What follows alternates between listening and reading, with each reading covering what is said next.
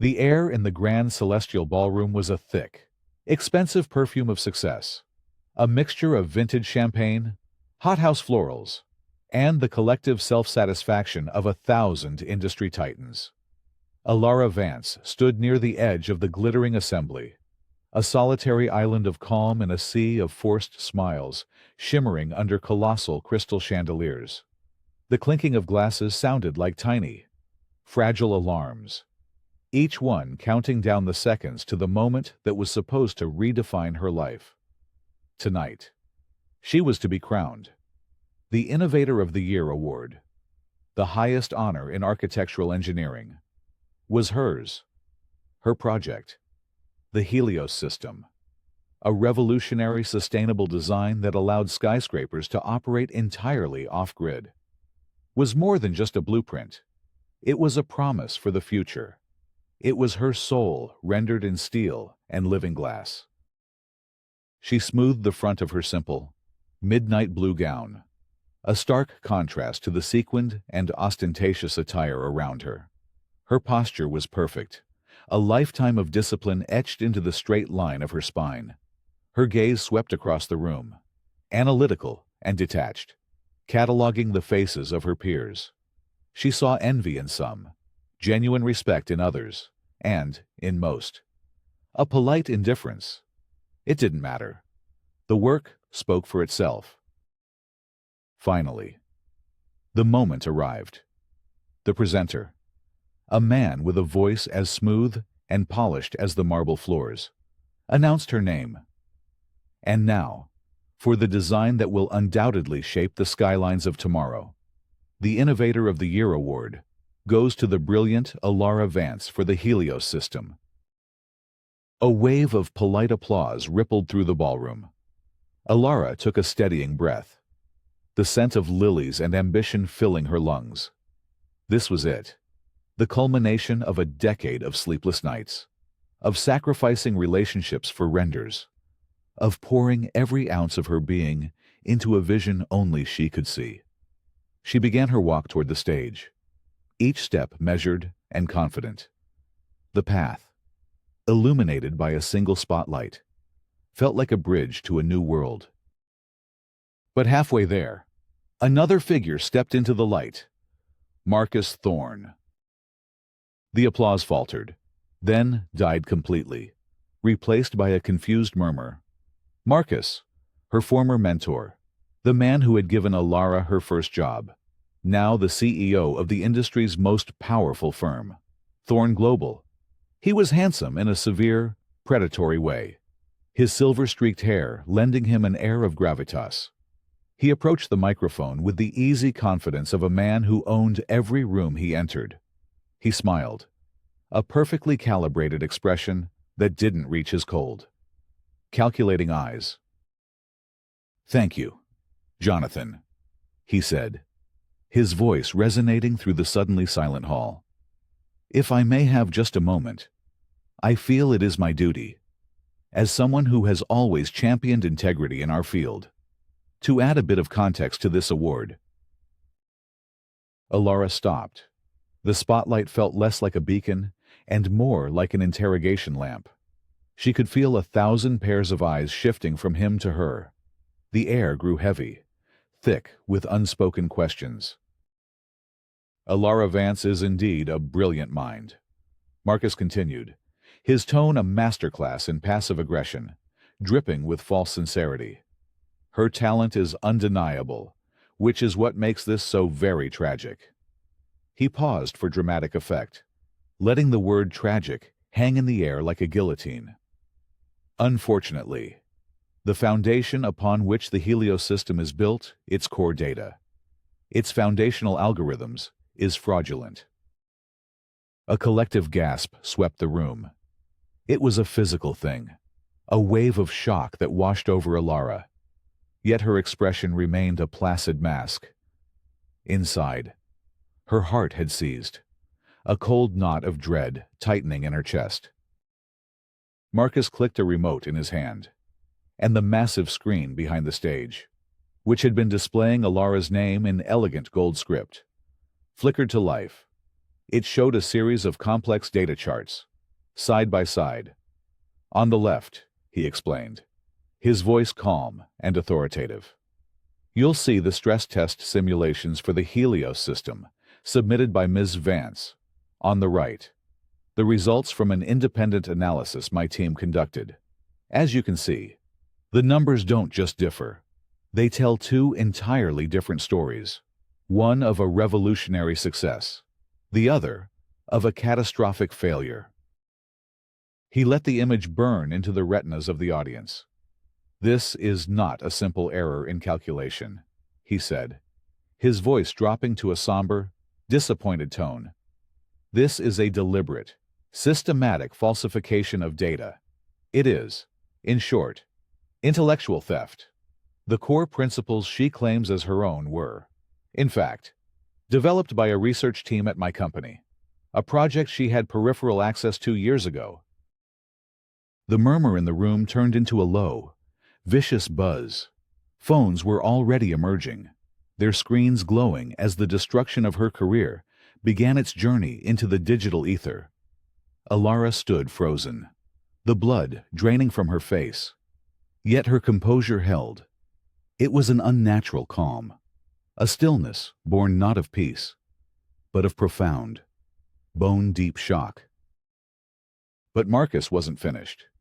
He was a master architect of ruin, and he had saved his most devastating blow for last. He looked directly at Alara, his polite smile twisting into something sharper, something cruel. This disregard for structural integrity, this willingness to put ambition ahead of safety, it's a pattern. I'm afraid it reminds me, with a heavy heart, of another project we worked on together early in her career, the Northwood Bridge. The name struck Alara like a physical blow. The air rushed from her lungs. Northwood, the project that haunted her nightmares. An experimental pedestrian bridge that had suffered a partial structural collapse during construction 10 years ago. A collapse that had resulted in a fatality. An accident for which she had always carried a crushing, silent burden of guilt. The official inquiry had cleared her, citing a freak confluence of weather and material fatigue. But the guilt had never left. It was her secret shame, a wound that had never truly healed. And Marcus had just torn it open in front of the entire world. He wasn't just destroying her career, he was eviscerating her soul, publicly branding her with her deepest trauma. He was framing her not just as a fraud, but as a danger. He was twisting her past pain into a weapon to ensure her future was a wasteland. The room began to spin. The glittering chandeliers blurred into streaks of light. The faces in the crowd morphed into a grotesque gallery of judgment and morbid curiosity. Yet, through it all, Alara Vance did not cry. She did not scream. She did not collapse. She simply stood there, bathed in the harsh, unforgiving light. Her gaze locked on Marcus Thorne. Her expression was almost serene, a chilling, unreadable calm that promised not surrender, but a reckoning. The world saw a victim, publicly executed. Marcus saw the final, satisfying conclusion of a long-held vendetta. But what no one in that room understood was that they were not witnessing an ending. They were witnessing the forging of an adversary. The boardroom at Sterling Architecture was a temple of silent condemnation. The polished mahogany table reflected the impassive faces of the partners like a dark mirror, their expressions ranging from pity to cold, clinical detachment. The silence in the room was a weight, pressing down with the force of 1,000 unspoken accusations. Alara sat at the head of the table, not in her usual position of authority, but in the chair reserved for the condemned. Her dismissal had been swift, brutal, and absolute. "Alara, you understand our position," said Mr. Sterling, the firm's senior partner, a man who had praised her as a visionary just yesterday. He couldn't meet her eyes, focusing instead on a point just over her shoulder. The firm's reputation is paramount. We can't be associated with this scandal." "I understand," Alara said, her voice even and devoid of emotion. She had not raised it once. She had not pleaded. She had simply listened as they severed her from the company she had helped build. "We've reviewed the data Marcus presented." Another partner chimed in, almost apologetically. "It's compelling." "It's fabricated," Alara stated, not as a defense, but as a simple fact. Sterling sighed, a sound of weary finality. "Perhaps, but Marcus Thorne is the most powerful man in our industry. He presented evidence. You have presented none. In the court of public opinion, the verdict is already in." And it was. Within hours of the gala, the story was everywhere. Architectural prodigy, a fraud. Innovator of the year accused of data theft. Past tragedy haunts star engineer's career. Her name had become synonymous with disgrace. Her phone buzzed incessantly with notifications from news alerts and venomous social media posts. She had turned it off. Back in her apartment, the silence was even more profound than in the boardroom. The space, once a sanctuary of creativity, was now a monument to a life that no longer existed. Her design awards, neatly arranged on a floating shelf, seemed to mock her. Her drafting table, covered with preliminary sketches for a new project, was a relic from a forgotten civilization. She ran a hand over the cool metal of her prized possession, a vintage K&E slide rule that had belonged to her grandfather, also an engineer. He had taught her that integrity was the foundation upon which everything else was built. Without it, the most beautiful structure would inevitably collapse. For days, she barely moved. She sat in the pale winter light that filtered through her large windows, replaying the gala in her mind. Marcus's polite smile, the gasp of the crowd, the shame, hot and suffocating, the mention of Northwood. Her mind drifted back to that day, the screech of twisting metal, the plume of dust and debris, the horrifying silence that followed. She had been a junior engineer then, barely 25, working under Marcus's supervision. She remembered his face in the aftermath, a mask of shock and a flicker of something else, something she couldn't place at the time. He had been protective of her during the investigation, steering blame toward the contractors and the weather.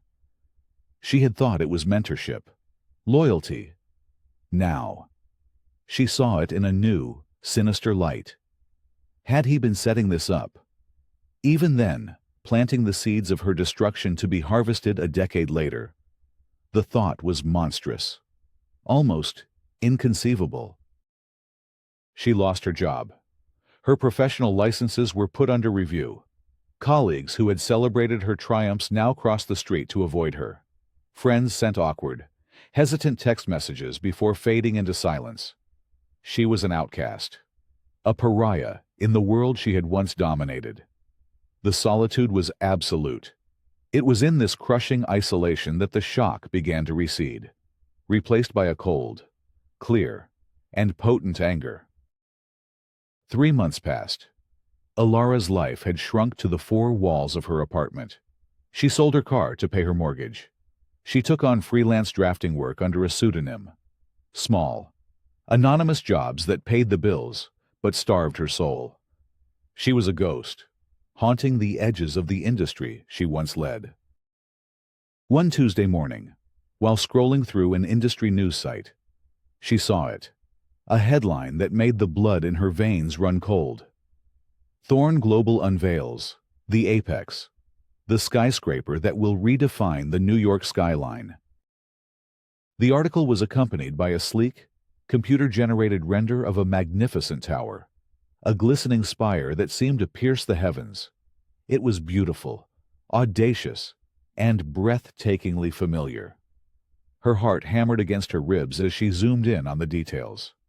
The unique cross-bracing on the exterior, the configuration of the solar paneling integrated into the facade, the distinctive aerodynamic profile designed to channel wind through internal turbines. It wasn't just similar to her Helios system. It was the Helios system. He hadn't just stolen her data to discredit her. He had stolen her entire design. The project that was supposed to be her legacy was now being built under his name, a monument to his power and her ruin. For 3 months, she had been numb, paralyzed by shame and grief. But seeing her dream, her very soul, co-opted and branded by the man who had destroyed her, ignited something deep within her. The unnatural calm she had displayed at the gala shattered, and from the wreckage emerged a singular, unshakable resolve. This was no longer about clearing her name. It was about reclaiming her life. Marcus Thorne had intended to bury her. He didn't realize he had just planted a seed. The fight was not over. It had just begun. The first counterattack was a whimper, not a bang. Ilara, armed with her original time-stamped files, design schematics, and a righteous fury, sought legal counsel. She found herself in a small, stuffy office across from a lawyer named Arthur Chen, a man whose weary eyes had seen too many righteous causes crushed by the weight of money and power. He listened patiently as Ilara laid out her case, her voice precise and controlled as she detailed the theft of her intellectual property. She presented the evidence on her laptop, her original Helios files, dated 2 years before Thorne Global's announcement of the Apex. Compared side by side with their publicly released schematics, the similarities were undeniable, irrefutable. Arthur steepled his fingers, his expression grim. The evidence of theft is compelling. Ms. Vance, in a just world, this would be an open and shut case. But this isn't a just world, Ilara finished for him, a bitter edge to her voice. No, it isn't. He agreed. Marcus Thorne is not an ordinary opponent. He's prepared for this. He slid a file across his desk. It was a copy of the employment contract Ilara had signed with Thorne Global over a decade ago when she was a bright-eyed, ambitious graduate. Arthur had a paralegal pull it. Page 12, Section 4, the Non-Disclosure and Intellectual Property Clause. It's an iron cage. Ilara read the dense legalese, the words blurring together.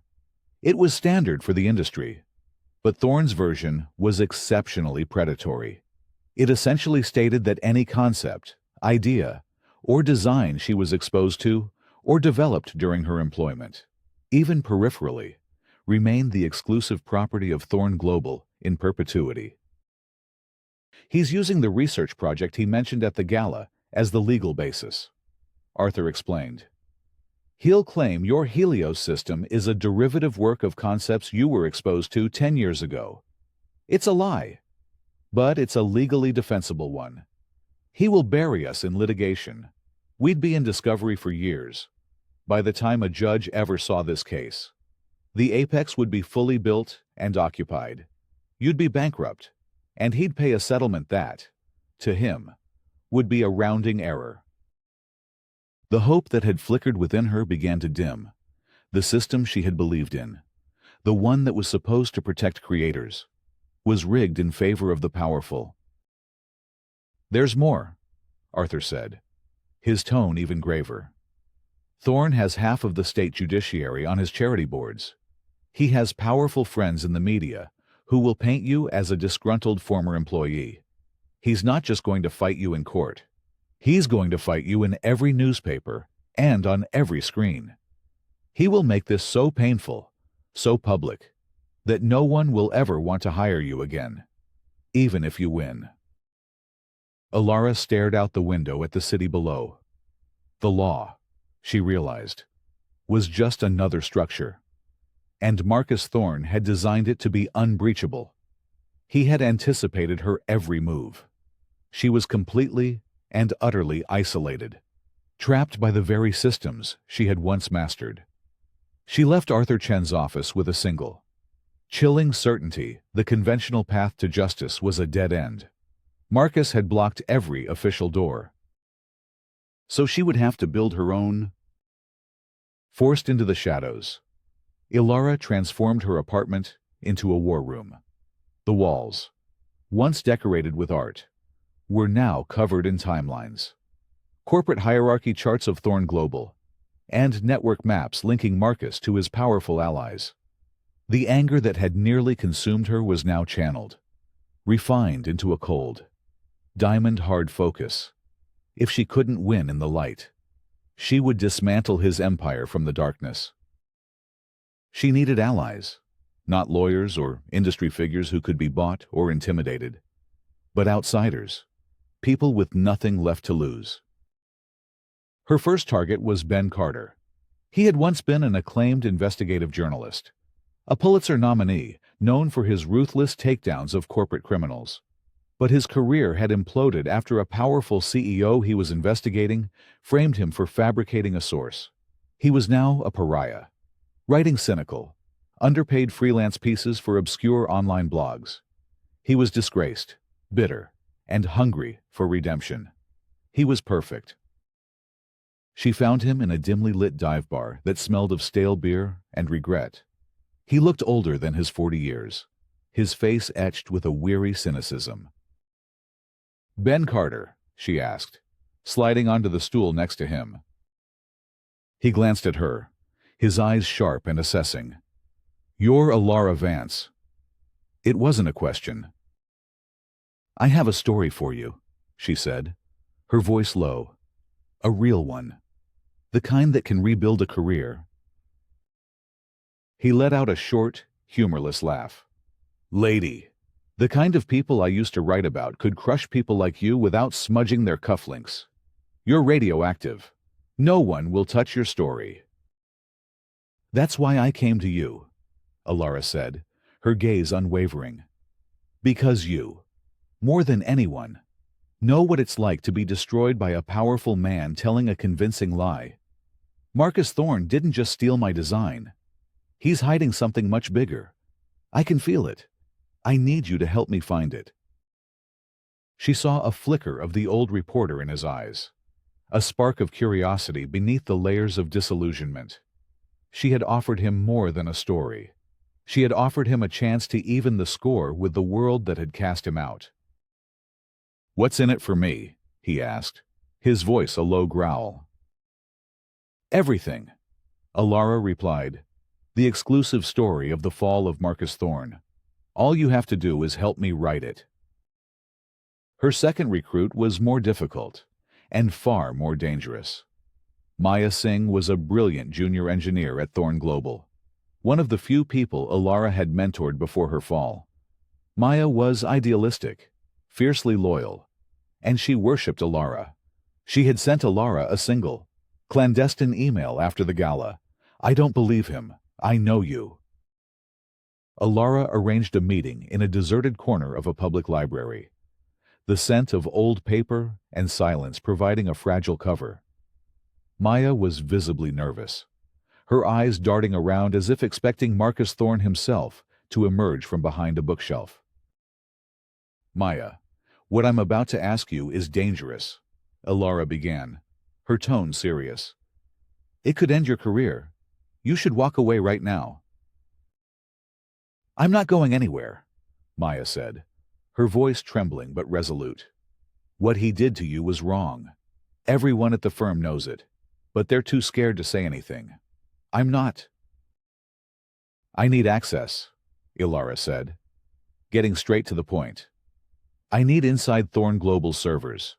I need project files, internal emails, anything related to the Apex, and anything related to the Northwood Bridge project from 10 years ago." Maya's eyes widened. That's impossible. Their security is military grade. If I get caught..." "You will be," Ilara interrupted, "which is why we have to be smarter than they are." Over the next few weeks, the unlikely trio formed a covert intelligence unit. Ben, with his journalist's instincts, started digging into Marcus's financials and political connections, mapping his network of power. Maya, under Alara's remote guidance, began a delicate and terrifying dance within Thorn Global's digital fortress. She used her low-level clearance to access forgotten server archives, downloading massive data packets during off hours, covering her tracks with layers of encryption. Alara was the strategist, the central mind coordinating their efforts from her apartment. She spent her days sifting through the mountains of data Maya extracted, searching for a pattern, a mistake, a single crack in Marcus's meticulously constructed facade. They found evidence of the data theft. Emails where Marcus directed his team to reverse engineer elements of Alara's design. But it was all circumstantial, the kind of evidence a team of high-priced lawyers could easily dismiss as competitive research. It wasn't enough. They needed a smoking gun. They needed to understand why. Greed didn't seem like a strong enough motive. Marcus was already immensely wealthy and powerful. Stealing her project was overkill, and the public humiliation was an act of personal cruelty that felt disproportionate to a simple professional rivalry. The breakthrough came late one night. Maya had discovered an old, encrypted server partition that had been decommissioned years ago, but never fully wiped. It contained archived personal files of senior staff from a decade past. Among them was a folder labeled with Marcus's initials. It was a digital ghost, a relic he had forgotten existed. It took Alara 2 days to break the antiquated encryption. Inside were not business documents, but personal photos, journals, and old email correspondence. And there, in a subfolder titled Livia, Alara found the answer. It was a collection of photos of a vibrant young woman with Marcus's same intense eyes. Livia Thorne, his younger sister. There were photos of them as children, at her graduation, on family vacations. There were also scans of her university ID, major architecture. Then, Alara saw the date on the last photograph. It was taken the day before the Northwood Bridge collapse. And then she saw the email, sent from Livia to Marcus the night before the accident. Big brother, I'm going to sneak onto the site tomorrow for a look. Don't tell anyone I want to see Alara's work up close. She's my hero. I want to be just like her someday. The room tilted. Alara felt the air leave her body as the pieces clicked into place with horrifying clarity. The fatality at the Northwood collapse. The official report had listed the victim as an unidentified transient who had been trespassing on the site. But it hadn't been a stranger. It had been Livia. Marcus had used his power and influence to conceal her identity, to protect his family from the scandal of her being on a restricted construction site. And he had blamed Alara. It wasn't irrational. It was a cold, calculated certainty in his mind. The woman his sister idolized, the one she had gone to see that day, was, in his grief-stricken logic, the one responsible for her death, his entire crusade against her, the decade-long wait, the public execution at the gala, the theft of her life's work.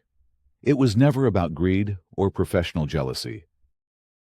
It was revenge, a deeply personal, meticulously planned vendetta to make her suffer a collapse of her own, a professional death to mirror the literal death of the sister he had lost.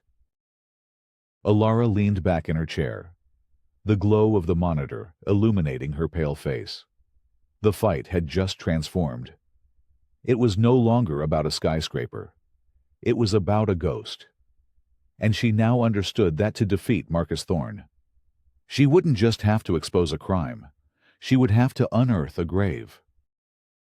The discovery of Livia Thorne's identity shifted the battlefield from the corporate to the deeply personal. Alara now understood she was not fighting a rival. She was fighting a man consumed by a decade of unresolved grief that had curdled into a monstrous obsession. This knowledge didn't frighten her. It focused her. She now had a motive, a why, that explained the sheer vindictiveness of his actions. Every move Marcus made was an echo of his loss. But with this new understanding came a new level of danger. A man driven by grief was far more unpredictable and ruthless than one driven by greed. As if sensing a change in the wind, Marcus began to move against them. He didn't know who was investigating him or how, but he knew the shadows were stirring. His retaliation was subtle, precise, and designed to isolate Alara by crippling her allies. The first strike hit Ben. He was in his cramped apartment, chasing a lead on a shell corporation Marcus used to channel funds, when two men in sharp, understated suits knocked on his door. They weren't thugs. They were far more terrifying.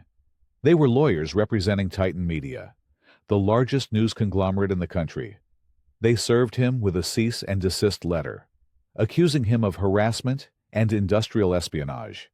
Attached was a lawsuit for defamation, seeking damages that would financially ruin him for the rest of his life. "We know you've been making inquiries," the lead lawyer said, his voice as cold and smooth as glass. "Consider this a professional courtesy. The people you are looking into have very long memories and even longer arms.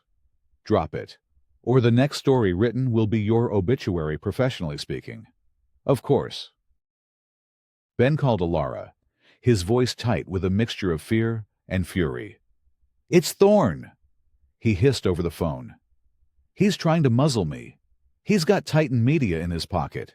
If I publish anything, they'll bury me in legal fees until I'm living out of a cardboard box." The threat was clear. Marcus was cutting off her access to the public. Even if they found the truth, she would have no way to tell the world. The second strike was aimed at Maya. At Thorn Global, she was abruptly reassigned. One day, she was working on cutting-edge stress test analysis for new projects.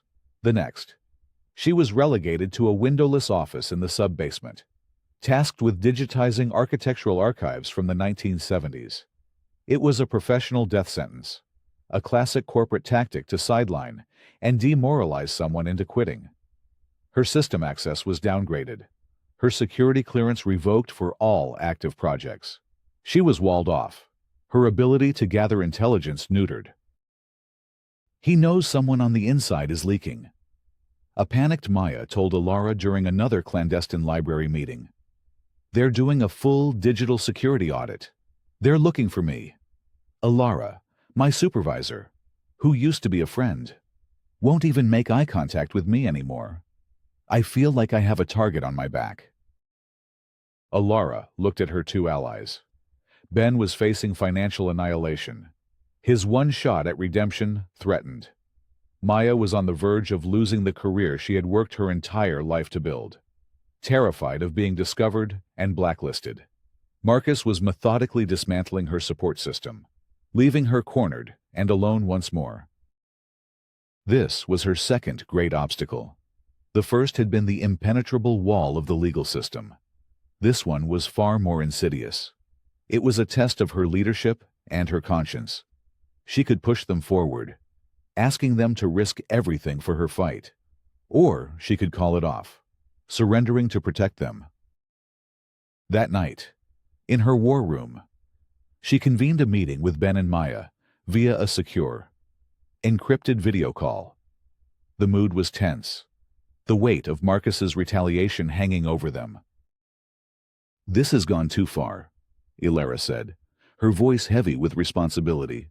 "He's targeting you because of me. I can't ask you to continue. It's not fair to you." There was a moment of silence. Then Ben, the cynical, beaten-down journalist, spoke first. His voice was quiet, but laced with a newfound steel. "Fair nothing about this has been fair. He destroyed you on a lie. He destroyed me on a lie. The only thing that's not fair is letting him get away with it. I'm not backing down. This isn't just your fight anymore." Alara. Maya, who had been twisting her hands nervously, looked up at her webcam, her eyes shining with defiance. He put me in the basement to make me feel small and powerless. But he made a mistake. The old Northwood Bridge archives, the physical ones, they're stored down there. He put me right on top of the one place that might hold the final piece of the puzzle. Alara was stunned. In his attempt to neutralize Maya, Marcus had inadvertently given her access to the very evidence they needed. It was a moment of pure, unexpected hope. But the risk was immense. Maya, if you're caught accessing those physical files, Alara started. I know, Maya said, her voice steady now. But you taught me that the most elegant solutions are often the simplest, and sometimes the riskiest path is the only one that leads forward. I'm in, all the way. Alara looked at their determined faces on her screen. They weren't just her allies anymore. They were a team, forged in secrecy and united by a shared purpose. Marcus's attempt to break them apart had only succeeded in strengthening their resolve. All right, Alara said. A new, audacious plan beginning to form in her mind. A plan that wasn't just about defense, but about attack. A plan that would culminate not in a courtroom, but in the heart of Marcus Thorne's triumph, the grand unveiling of the apex. He thinks he's pushed us into the dark. It's time to show him what we can do from there. They had a motive. They had a new lead in the archives. And they had a deadline. The grand opening of the apex was in 3 weeks. The clock was ticking. Their next move wouldn't be a quiet investigation. It would be the opening salvo in an all-out war. The night of the apex's grand unveiling was a symphony of orchestrated power. The skyscraper itself was a magnificent, arrogant blade of glass and steel, slicing into the New York City sky.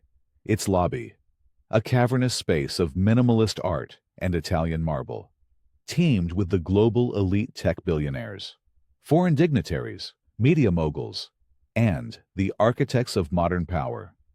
The event was being live-streamed to millions around the world, a coronation for Marcus Thorne, and a celebration of his ultimate victory. He moved through the crowd with the serene confidence of a king in his castle, accepting congratulations, his face a mask of humble genius. Miles away, in a nondescript van parked 3 blocks down, Alara Vance sat before a bank of monitors, her face illuminated by the cool blue light of data streams. This was her stage. Ben was next to her, monitoring the global media feeds, a direct line to his contacts at a rogue news syndicate, ready to break the story the second she gave the signal. Maya was on comms from a remote location, her fingers flying across a keyboard, acting as Alara's digital right hand. The war room was no longer her apartment. It was mobile, it was live, and it was ready. For the past 3 weeks, they had worked with a frantic, feverish intensity. In the sub-basement archives, Maya had found the original, hand-signed inspection report for the Northwood Bridge, and on it, a note from the lead engineer, Marcus Thorne himself, overriding a junior inspector's safety concern about a specific structural support component, dismissing it as overly cautious. He had personally signed off on the use of the component. He hadn't just covered up his sister's death. He had covered up his own culpability in the collapse. This was the core of Alara's plan. It wasn't enough to prove he stole her design. She had to deconstruct the very foundation of his identity, his reputation for unflinching integrity. She would use his own building, the Apex, as the weapon against him. Her intimate knowledge of its integrated systems, stolen from her own designs, was now his greatest vulnerability. On the main stage in the lobby, Marcus stepped up to the podium. The cameras zoomed in. The world was watching. "The Apex is more than a building," he began, his voice smooth and resonant. "It is a testament to what we can achieve when we prioritize integrity, innovation, and an unwavering commitment to safety." In the van, Alara smiled grimly. "Showtime!" She whispered into her microphone. Maya, initiate Phase 1. As Marcus continued his speech, a subtle change began. The lights in the grand lobby, programmed to a warm, golden hue, started to flicker. At first, it was barely noticeable. Then, they began to pulse in a slow, rhythmic pattern. On the massive, 80-foot-tall exterior facade of the skyscraper, rows of office lights blinked on and off, spelling out a sequence of numbers and letters in Morse code, visible to the entire city. Ben's eyes widened as he translated it. It's a file name, he breathed. LVNB04. Livia. Northwood Bridge. Section 4. It was the file designation for the inspection report Maya had found. On stage, Marcus faltered for a second, noticing the flickering lights, but he tried to play it off with a smooth chuckle. A few opening night jitters in the electrical system. It seems... Phase 2, Alara commanded. The building's state-of-the-art ventilation system, a core component of Alara's Helios design, began to hum. The frequency rose and fell, creating a low, melodic tone that echoed through the lobby. It was a specific acoustic frequency, one that matched a data signature from her original. Time-stamped files, an engineer's secret signature. A fingerprint she had embedded deep within the code. To the crowd, it was a strange noise. To any expert watching, it was proof of authorship. Panic began to flicker in Marcus's eyes. He knew. This wasn't a glitch. This was an attack. He's stalling, Ben said, watching the live feed. He's trying to get to his closing remarks. He won't make it, Alara said. She had one final piece of her plan to execute. While Maya had been digging in the physical archives, Alara had been analyzing the digital files related to the faulty component, tracing its supply chain. She was about to deliver the final, killing blow. As she decrypted the last data packet, a series of purchase orders from the Northwood project, she prepared to display Marcus's signature on the forged report for the entire world to see. But, as the final invoice decrypted on her screen, her blood ran cold. The name of the supplier who had provided the faulty structural component for the Northwood Bridge was not a faceless corporation. The name on the invoice read, Singh Fabrication. Maya's family. Her mind raced. It was a small, family-owned business. They would have had no way of knowing the component was substandard.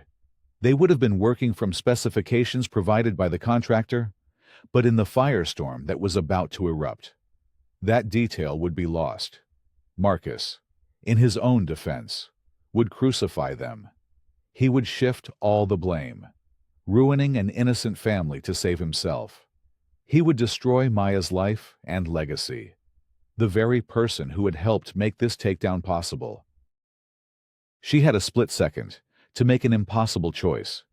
She could reveal everything, the full, unvarnished truth, and achieve total, destructive revenge, exonerating herself completely, but sacrificing her most loyal ally in the process. Or, she could find another way, a path for a more nuanced, more difficult form of justice. On the stage, Marcus, now visibly sweating, raised his hands. The apex stands as a symbol of trust. Now, Alara, Ben urged. Alara took a deep breath. Her fingers flew across the keyboard. Phase 3. Modified. The massive presentation screen behind Marcus, which had been showing a heroic montage of the building's construction, was seamlessly hijacked. But instead of showing the forged inspection report with his signature, it displayed something else. On one side of the screen appeared Alara's original, time-stamped blueprints for the Helios system. On the other, Thorn Global's nearly identical plans for the Apex. The dates of creation were displayed in enormous, undeniable text. It was irrefutable proof of the intellectual theft. Clean and simple. Then, a single line of text appeared at the bottom of the screen. Broadcast to the world. The truth, like any strong structure, always has integrity. The rest is just a facade. The crowd erupted in a cacophony of shouts and camera flashes. Marcus Thorne stood frozen at the podium, his face ashen. He was exposed not as a killer, but as a thief and a fraud. His reputation for integrity was annihilated. His legacy was a lie. It wasn't the total destruction she had planned, but it was enough. She had taken from him the one thing he valued more than anything: his name. In the van, Alara leaned back, her body trembling with adrenaline. She had made her choice. She had chosen justice over vengeance, and, in doing so, had protected the innocent. She looked at Ben, her expression resolute. "It's done," she said. "Release the story." The fallout was immediate and spectacular. Ben Carter's story, published on a dozen independent news sites simultaneously, went viral. It was a masterfully written piece detailing the brazen theft of the Helios system, supported by the mountain of evidence Alara and Maya had gathered. The hijacking of the launch event served as the explosive confirmation, a dramatic, undeniable punctuation mark on the story.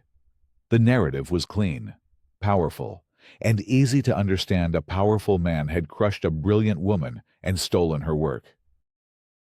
News channels, which had been broadcasting Marcus's triumphant speech, cut away to breaking news reports of his disgrace.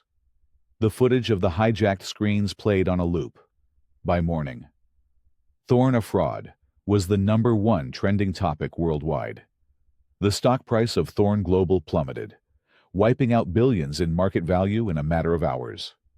The board of directors convened an emergency meeting, and, by noon, Marcus Thorne had been unceremoniously fired from the company that bore his name. His empire, built on a carefully crafted lie, had crumbled in less than a day. Alara watched the storm from the quiet of her apartment. She felt a profound sense of relief, but not the triumphant elation she had expected. The victory was quieter, more complex. She had won, but the cost of the battle lingered. A few days later, she met with Maya in a small, sunlit cafe. The air between them was thick with unspoken truths. "I saw the supplier invoices," Alara said softly, getting straight to the point. "The ones from Northwood. I saw your family's name." Maya's face went pale. She looked down at her hands, her cup of tea trembling. "My grandfather started that company. He built it on his reputation for quality. He would be devastated." The report showed the specifications were approved by the primary contractor and signed off on by Marcus. "Your family's company did nothing wrong. They delivered what was ordered," Alara explained gently. "But I knew Marcus would have used it to deflect, to destroy you and your family to save himself. I couldn't let that happen." Tears welled in Maya's eyes. "So you protected me. You didn't use it." "I exposed the lie that mattered," Alara said. "The theft, that was enough to bring him down. Vengeance would have demanded I burn everything to the ground, including the innocent. I chose justice instead." Maya looked up, her expression a mixture of awe and profound gratitude. "Thank you, Alara. I don't know what to say." "You don't have to say anything," Alara replied, offering a small, genuine smile. "You risked everything for me. We were a team." The legal and corporate battles that followed were swift. With Marcus gone, and the evidence of the theft public, Thorne Global's new leadership was eager to settle. Alara's company, Vance Innovations, was re-established, and full ownership and control of the Helios system patents were transferred to her. They offered her a massive financial settlement, an apology written into every clause. She was no longer a pariah. She was a visionary who had been vindicated. Ben Carter's career was resurrected. His explosive story was picked up by major outlets, and he was flooded with offers, finally reclaiming his place as one of the country's top investigative journalists.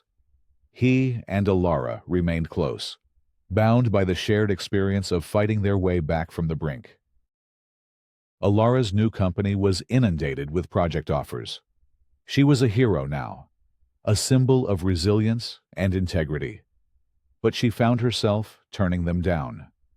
The thought of designing another skyscraper, of returning to the world of corporate power plays and monumental egos, left her feeling hollow. The fight had changed her. Her purpose was no longer about building higher, but about building stronger, with more meaning. The final loose end was Marcus. He disappeared from public life, a disgraced recluse. The official investigation into the Northwood Bridge collapse was quietly reopened in light of the new revelations. Alara submitted the evidence about his role anonymously, including the invoice from Singh Fabrication, but with a cover letter from a pro bono legal firm explaining how the small supplier had been contractually obligated to follow the flawed specifications approved by Thorne. The system would deal with Marcus. Her part in his story was over. Her focus now was on her own.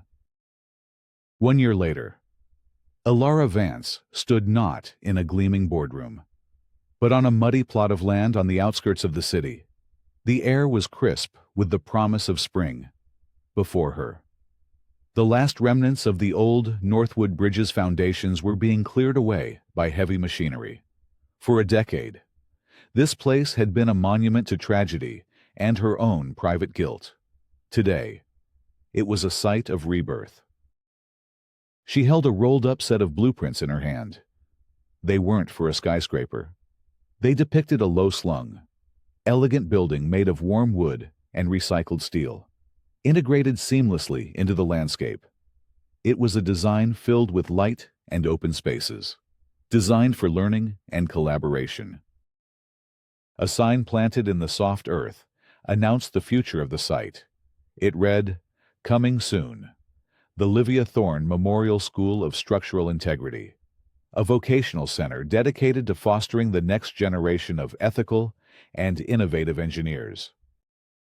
She was funding the project herself, using a significant portion of her settlement from Thorne Global. It was an act of quiet redemption, a way to transform a place of collapse into a place of creation. She was turning the source of her deepest pain into a source of future opportunity, honoring the memory of the young woman whose death had set so much tragedy in motion. As she watched a crane lift a twisted piece of old rebar from the ground, she felt a sense of peace she hadn't experienced in years. The crushing weight of guilt she had carried for so long was finally lifting. She understood now that the accident was never her fault.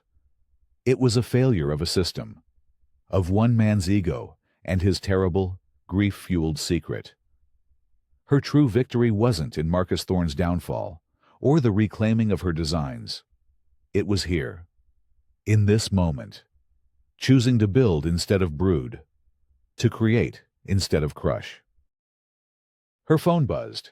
It was a message from Maya, now the head of R&D at Vance Innovations, sending a photo of the first graduating class from a new internship program Alara had started for underprivileged students.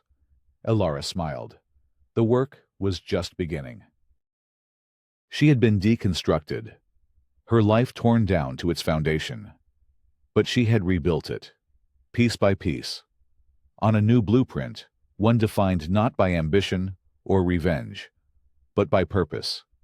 She finally understood that true strength wasn't measured by how high you could build, but by the integrity of the foundation you laid. And her foundation was, at last, unshakable. Her past no longer haunted her.